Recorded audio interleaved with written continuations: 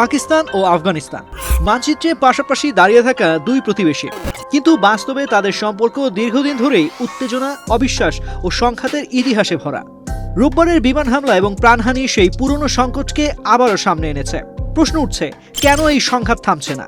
সবকিছু শিকড় সেই ঐতিহাসিক সীমানা, ডুরান্ড লাইন।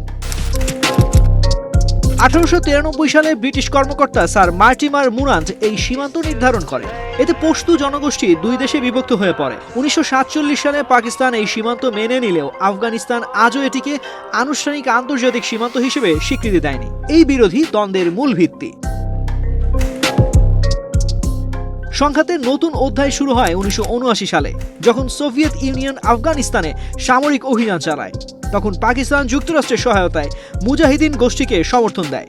এই নীতি পরবর্তীতে অঞ্চলে জঙ্গিবাদের বিস্তারের ভিত্তি তৈরি করে। 90-এর দশকে পাকিস্তানের সমর্থনে শক্তিশালী হয়ে ওঠে তালেবান। কিন্তু 2001 সালের 9/11 হামলার পর পরিস্থিতি পাল্টে যায়। যুক্তরাষ্ট্রের নেতৃত্বে আফগানিস্তানে সামরিক অভিযান শুরু হলে পাকিস্তান প্রকাশ্যে পশ্চিমা জোটের পাশে দাঁড়ায়। এই দ্বিমুখী নীতির ফলে 2007 সালে গঠিত হয় তেহরিক-ই-তালেবান পাকিস্তান, যার লক্ষ্য হয়ে ওঠে পাকিস্তান রাষ্ট্র নিজেই। 2021 সালে তালেবান আবার কাবুলের ক্ষমতায় ফিরে আসে। পাকিস্তান আশা করেছিল এতে সীমান্তে স্থিতিশীলতা আসবে, কিন্তু বাস্তবে উত্তেজনা আরও বাড়ে। ইসলামাবাদের অভিযোগ, টিটিপি আফগান ভূখণ্ড ব্যবহার করে পাকিস্তানে হামলা চালাচ্ছে। অন্যদিকে তালেবান এসব অভিযোগ অস্বীকার করে এবং ডুরান্ড লাইনের কাঁটাতার অপসারণকে সার্বভৌমত্বের প্রশ্ন হিসেবে তুলে ধরে। 2022 সাল থেকে সীমান্তে ছোটখাটো সংঘর্ষ চলছিল। সাম্প্রতিক আত্মঘাতী হামলার পর পাকিস্তানের বিমান হামলা সেই উত্তেজনাকে নতুন মাত্রা দিয়েছে।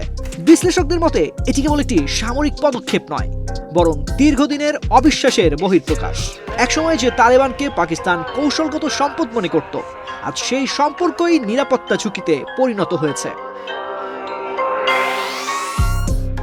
টিটিপি ইস্যু, সীমান্ত বিরোধ এবং আঞ্চলিক ক্ষমতার রাজনীতি, এই তিনটি বিষয়ে বর্তমান সংঘাতের কেন্দ্রে রয়েছে।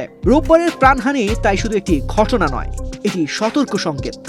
সংলাপ ও কূটনৈতিক সমাধান ছাড়া ডুরান্ড লাইনের দুই পাশেই উত্তেজনা ও সহিংসতার চক্র ভাঙা কঠিন, এমনটাই বলছেন বিশ্লেষকরা।